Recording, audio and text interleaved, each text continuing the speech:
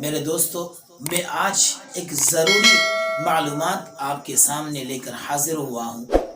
آج ہمارے بر صغیر میں ایک رسم جاری ہے کہ دلہن کے والدین کی طرف سے داماد کو نقدی روپیہ دیا جاتا ہے، اس کو تلک بھی کہا جاتا ہے۔ اب سوال یہ پیدا ہوتا ہے کہ یہ رواج اور یہ رسم آیا کہاں سے؟ تو چلیے میں آپ کو بتا دوں کہ خاص کر ہندوستان کے اندر مسلم اور غیر مسلموں کی جو زندگی ہے یہ ملی جلی ہے، ان کا جو معاشرہ ہے آپس میں اختلاط ہے۔ جو کبھی اس کے اندر رسم ہوا کرتا تھا، آج مسلم سماج نے اس کو اپنا لیا ہے۔ مثلا ایک جہیز لے لیجئے۔ جہیز ایک ایسی خطرناک چیز ہے جو ان کے اندر کبھی پایا جاتا تھا، لیکن آج مسلمانوں نے اس جہیز کو اپنا لیا ہے، جس کے نتیجے میں آج مسلم بیٹیوں کی زندگی تباہ ہو گئی ہے، برباد ہو گئی ہے۔ اب دیکھیے، اب غور کیجئے کہ ہمارے پاس جو جسم ہے، جو جان ہے، یہ اللہ کی دی ہوئی نعمت ہے۔ ہمارا خود کا یعنی جو ہمارا جو وجود ہے، اس کا ہمیں خود پر بھروسہ نہیں، تو پھر ہم کیسے دوسروں سے جہیز لیتے ہیں؟ یہ تو سمجھیے کہ ایک طرح کا ہم اپنے آپ کا سودا لگا رہے ہیں۔ یاد رکھیے کہ افسوس ہے ایسے نوجوان پر جو جہیز کا مطالبہ کرتے ہیں، اور ہمیں اس ماں پر بھی افسوس آتا ہے جو اپنی بہو کو کوستی ہے اور اسے تانا دیتی ہے کہ تم اپنے میکے سے کیا لے کر آئی۔ ارے بھائی، میں آپ کو بتا دوں کہ ہمارے لیے خوش نصیبی کی بات تو یہی ہے کہ ان کی ماں نے اپنے جگر کا ٹکڑا ہمیں دے دیا۔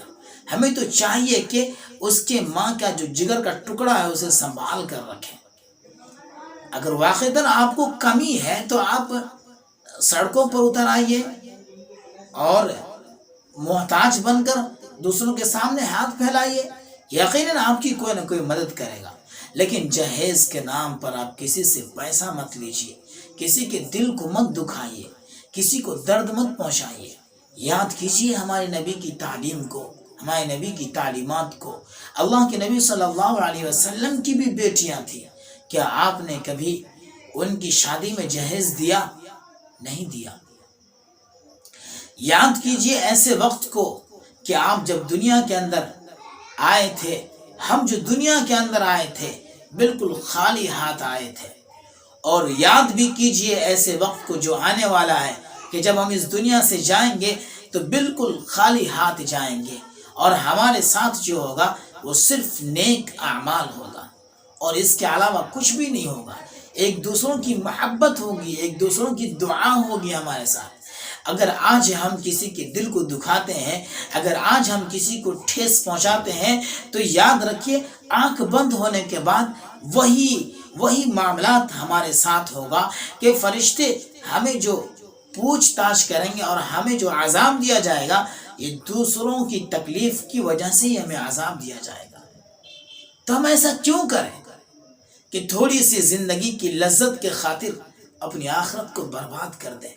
ارے بھائی، ہمیں تو پتہ نہیں کہ موت کب آ جائے، ہمارے جسم سے روح کو کب اچک لے، اور ہم چلے ہیں اپنے 100 سالہ زندگی کے سامان کو تیار کرنے۔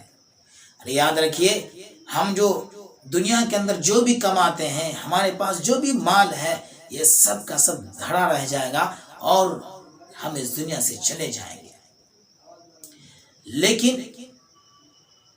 اس بات کو یاد رکھیے کہ ہمیں اپنے سماج کو بنانا ہے، مسلم سماج کو بچانا ہے، اور ہمیں اس بات کی فکر ہونی چاہیے کہ ہماری مسلم سماج میں جو بیٹیاں ہیں اس کی زندگی کیسے خوشحال زندگی ہو، ایسی سوچ ہمیں بنانا ہے۔